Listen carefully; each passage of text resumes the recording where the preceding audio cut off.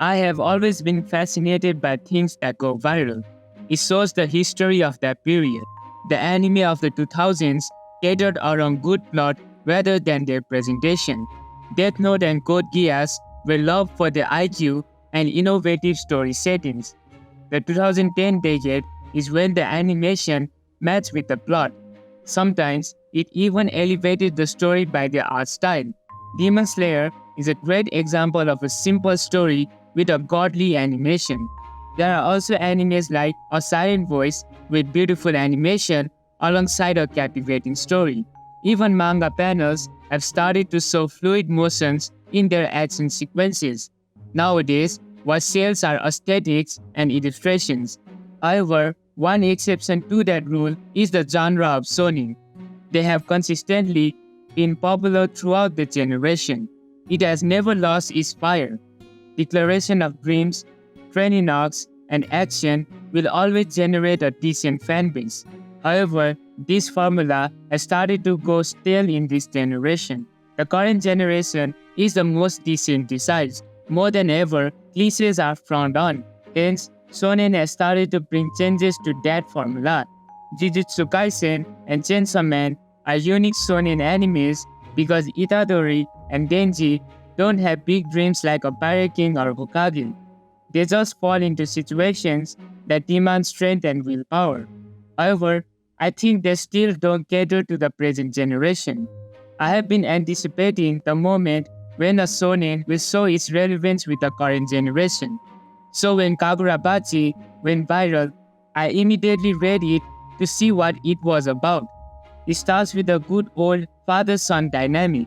The main character Chihiro is learning blacksmithing from his father, who is known to be a legend at his work. He is a charismatic blacksmith but also has a goofy personality. One of the father's friends, Shiba, visits their home, retelling the mighty mythos of his father.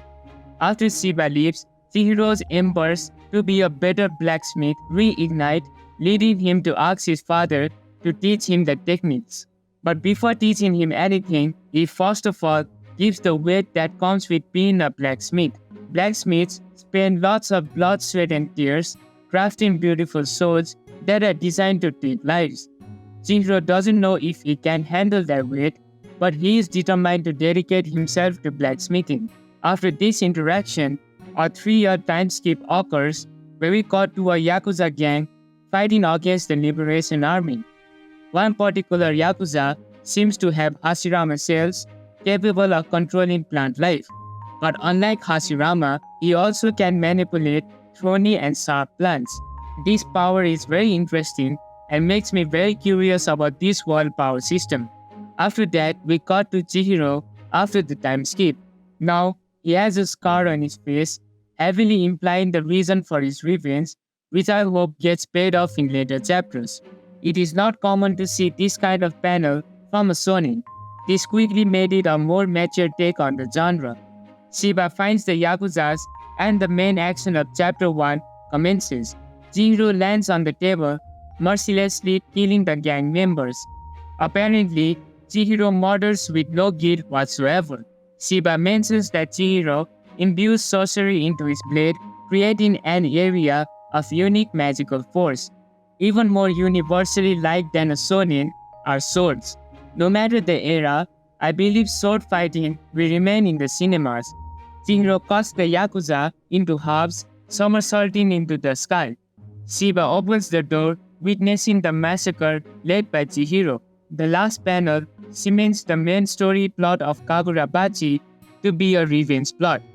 Chapter 2 starts with some interrogation, but this is not successful as the culprit begins to morph.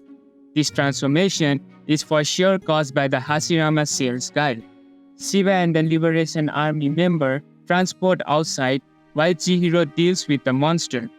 He is exhausted but deals with it with no problem whatsoever. Then the chapter delves into the backstory.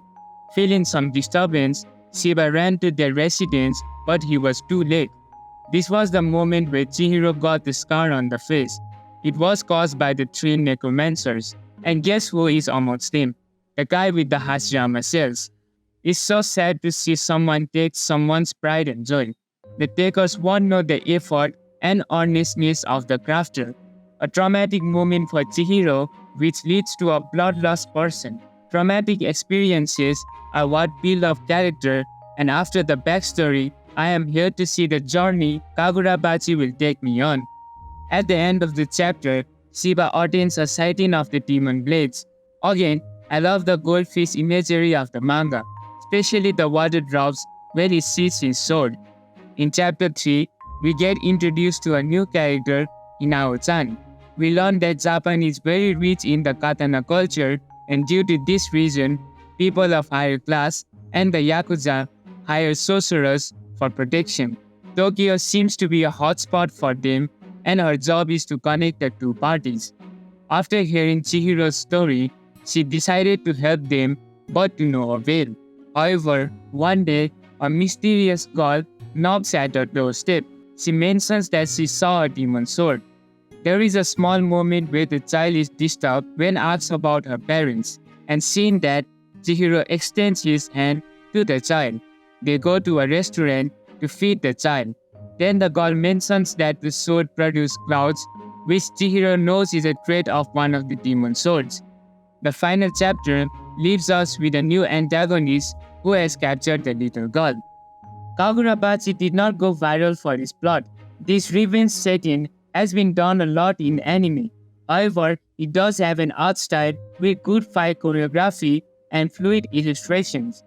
This fish panel has got to be one of the best drawn panels of 2023. You know you have done something right when your first chapter makes someone put this much effort referencing your work. This also leads me to the next topic, the fan base. This manga has got so many good memes. The big three trolls and the timeline of Kagurabachi are chuckle-worthy posts, but it is concerning that with only one chapter published, so many people jumped on his bandwagon. It creates big expectations, which is not great for a starting franchise, though I have faith that this will not disappoint. There is a reason why Shonen Jump released a manga with a reserved main character. The signature of a shonen is the happy-go-lucky main character with big ambition and purity. None of these traits are present in Chihiro. He is a cold-hearted, methodical killer dead set on his revenge. Revenge stories have a bad rep, so I hope they break from their mold and grow to be something we will be reading and watching for decades. I still believe that this is safe writing for a shonen, but it's too early to definitely finalize that sentiment. There can only be two possibilities with this franchise. Either it will be remembered as a modern classic, or it will die off as a meme of 2023. Nonetheless, I will be keeping up with it no matter the outcome. Hope you too will give this a try, but for now, this will be Dungeon signing out.